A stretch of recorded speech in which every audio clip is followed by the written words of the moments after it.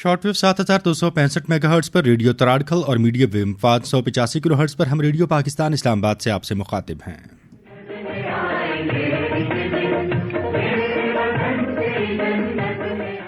Programme आप समाअत कर रहे हैं कश्मीर मंजरनामा।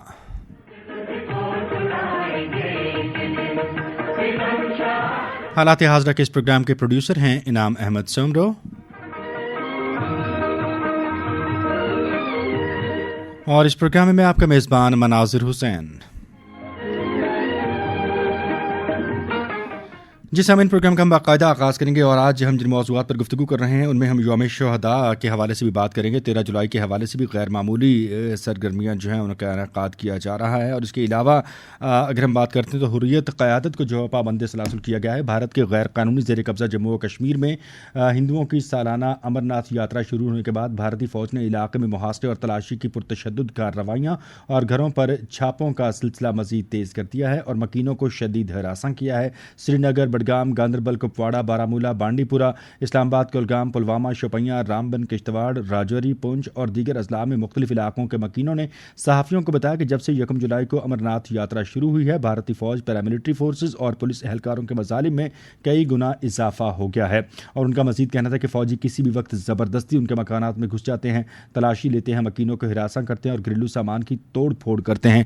ह्यूमन राइट्स की वायलेशन है जिसका एक सिलसिला है और बहुत तवील सिलसिला है, ये बहुत अरसे से जारी है और अब तो हर आए दिन जो है ऐसे ओछे, मजमूम और घिनौने वाक़यात में जो है वो मज़ीद इजाफा होता चला जा रहा है।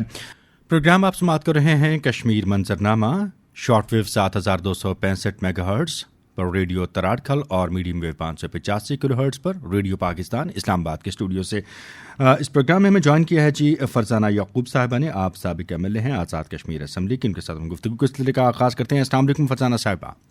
वालेकुम अस्सलाम। Thank you very much ma'am join करने के लिए। हमें मकबूजा कश्मीर की सूरत हाल के हवाले से हम बातचीत करना चाहेंगे। यौम शुहदा 13 जुलाई और एक्टिविटीज़ हैं कुछ बावर कराने की आलमी बरादरी को, इंटरनेशनल कम्युनिटी के साथ साथ यूनाइटेड नेशंस को और इंटरनेशनल ह्यूमन राइट्स के बड़े प्लेटफॉर्म्स को, लेकिन ये सारी कोशिशें जो हैं वो तकरीबन जो है वो बेसूद जा रही हैं। और दूसरी तरफ जो भारत की इंतहा पसंदी, जबर, मजहबी मुनाफरत और इंसानी हुकूक की खिलाफ वर्जियां हैं उनमें गैर मामूली इजाफा हो रहा है। किस तरह से देखती है मकबूजा कश्मीर की मौजूदा सूरत हालात को?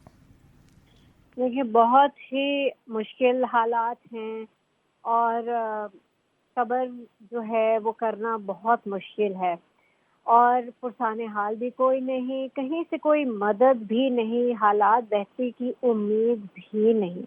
ये सब कुछ जानते हुए भी हम सिर्फ सलाम ही कर सकते हैं अपने कश्मीरी बहनों और भाइयों की हिम्मत पर, उनके इरादे की अजमत पर, कि उन्हें पता है कि दुनिया तैयार नहीं है उनके हक में बात करने के लिए।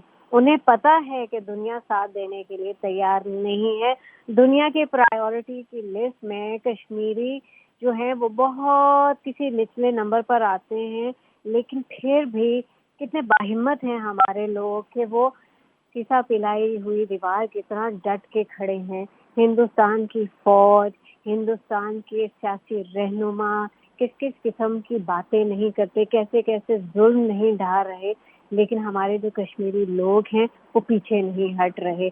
आज भी उनके अज़म उतने ही ताकतवर हैं, उतने ही हिम्मत वाले हैं वो सब लोग। जबकि कोई आगे हम फ्यूचर में या आज के दिन में भी हम देखें तो कुछ नज़र नहीं आता। तो इसका क्या मतलब है? इसका मतलब ये है कि हम दुनिया की तरफ निगाह नहीं डाल रहे। हमें उम्मीद अपने रब से है, हमें यकीन अपने रब पर है। तो चाहे जितना भी वक्त लगे, आज मुश्किल वक्त है, आज बहुत अंधेरी रात है, लेकिन सुबह होगी इंशाअल्लाह। हमें हमारा जायज़ हक मिलेगा।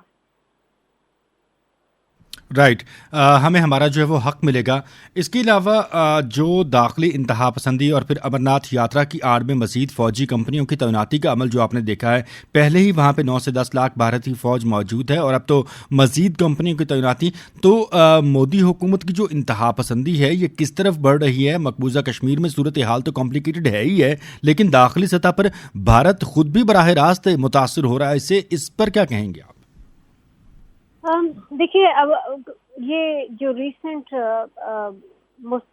ماضی قریب میں ہم نے دیکھا ہے کہ جی ہندوستان اپیرنٹلی ساری دنیا کا پوسٹر چائلڈ بن چکا ہے، اور یہ ہے کہ امریکہ بھی اپنی بہت زیادہ محبت کا اظہار کر رہا ہے.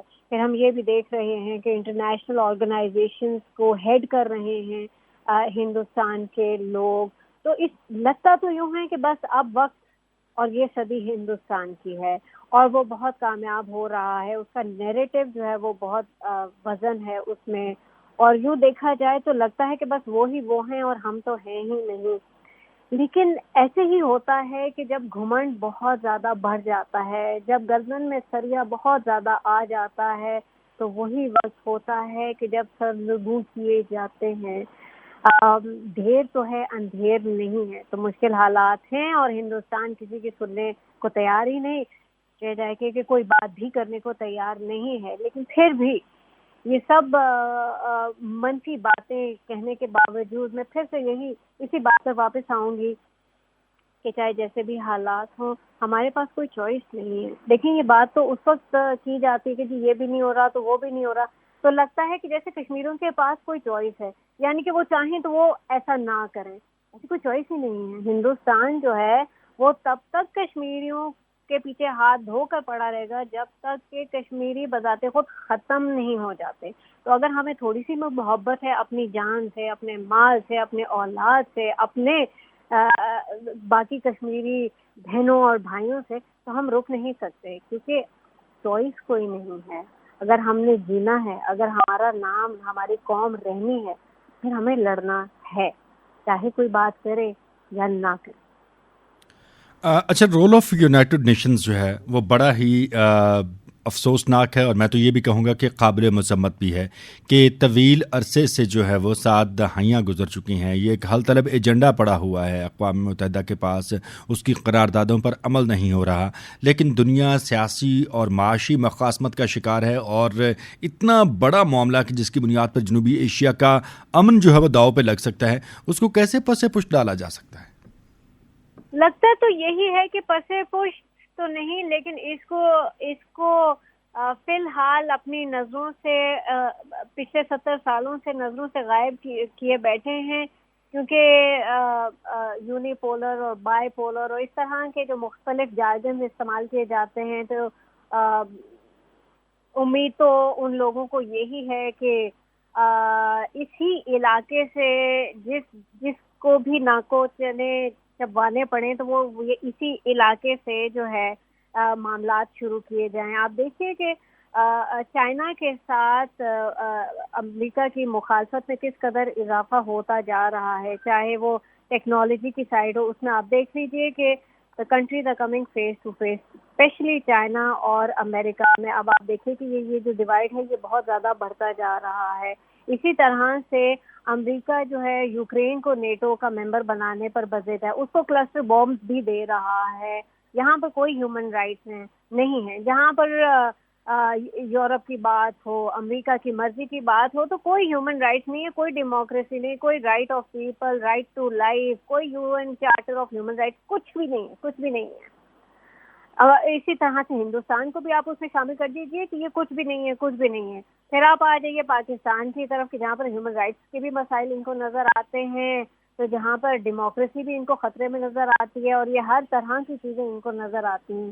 تو یہ پک اینڈ چوز سلیکٹیو دنیا ہے، جو تو ان کے کام کی چیزیں ہیں وہ اٹھا لیتے ہیں. وہی جو کہا جاتا ہے کہ میٹھا میٹھا ہپ ہپ اور کڑوا کڑوا تھو تھو.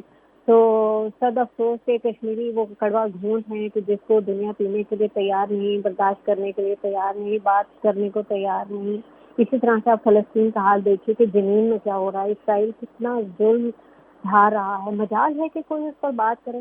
یہ جو یورپ ہے جو اس قدر انسانی حقوق اور قرآن جلا رہا ہے، کہہ رہے جی یہ فریڈم آف ایکسپریشن ہے، وہاں پر بات کر کے کوئی دکھائے، وہ کہے کہ جی یہودیوں کے خلاف ظلم نہیں ہوا تھا تو اس کو تو جیل میں ڈال دیتے ہیں. یہ سب سلیکٹیو ہے، سب کچھ سلیکٹیو ہے. مسلمانوں کے خلاف جو ہے ہر کام صحیح، اور مسلمانوں کے حق میں جو ہے وہ بات بھی نہیں. یہی ہے دنیا فی الحال. لیکن اس کا مطلب یہ نہیں کہ ہم اپنا حق چھوڑ دیں، اس کا مطلب یہ نہیں کہ ہم خود کو کمزور محسوس کریں، اس کا مطلب یہ بھی نہیں کہ ہم ہار مان لیں.